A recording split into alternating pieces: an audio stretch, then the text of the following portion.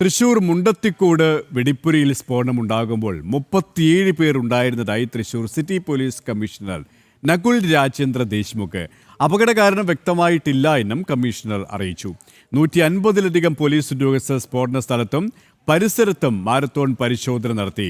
Air ക്യാമ്പിലെ പോലീസിന്റെ സുരക്ഷയിലാണ് പ്രദേശം. തൃശൂർ മുണ്ടത്തിക്കോട് പടക്കശാല സ്ഫോടനമുണ്ടായ സ്ഥലത്തും പരിസരത്തും കടാവർ നായയുടെ സഹായത്തോടെ പുലർച്ചെ തന്നെ പരിശോധന ആരംഭിച്ചിരുന്നു. ഇതിൽ ചെറുതും വലുതുമായ നിരവധി മൃതദേഹാവശിഷ്ടങ്ങൾ കണ്ടെത്തി.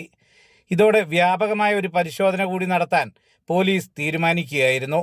അതിന്റെ അടിസ്ഥാനത്തിൽ 168 പോലീസുകാരെ വിന്യസിപ്പിച്ച് നടത്തിയ മാരത്തോൺ പരിശോധനയിൽ കൂടുതൽ മൃതശരീര ഭാഗങ്ങൾ കണ്ടെത്താനായി. കടാവർ ഡോഗ്, അതുപോലെ തന്നെ എക്സ്പ്ലോസീവ് നോക്കുന്ന ഡോഗ്, കൂടാതെ കൊണ്ട് മാൻ പവർ യൂസ് ചെയ്തുകൊണ്ട് നമ്മുടെ ഫയർഫോഴ്സിൻ്റെ ഓഫീസേഴ്സ്, പോലീസ് ഉദ്യോഗസ്ഥർ, ഇൻവെസ്റ്റിഗേറ്റിംഗ് ഓഫീസേഴ്സ്, അതിൻ്റെ അകത്ത് തന്നെ സയൻറ്റിഫിക് ഓഫീസറുണ്ട്.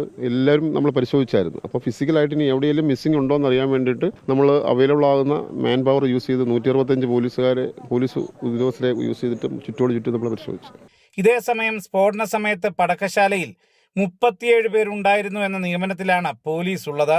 ഇതിൽ 33 പേരെ തിരിച്ചറിഞ്ഞതായും 4 പേരെ ഇനിയും തിരിച്ചറിയാനായിട്ടില്ലെന്നും തൃശൂർ സിറ്റി പോലീസ് കമ്മീഷണർ വ്യക്തമാക്കി. 34 പേര് നമ്മൾ അത് ഐഡന്റിഫൈഡ് ആണ്.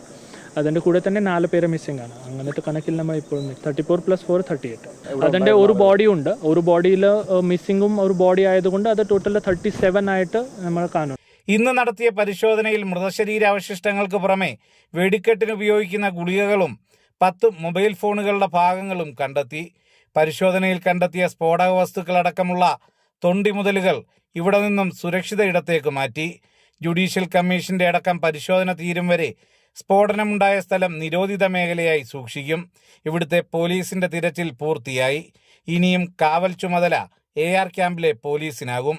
ക്യാമറാമാൻ സുമേഷ് പുന്നമടയ്ക്കൊപ്പം സുധീഷ് ഗോപാൽ, ജനം, തൃശൂർ.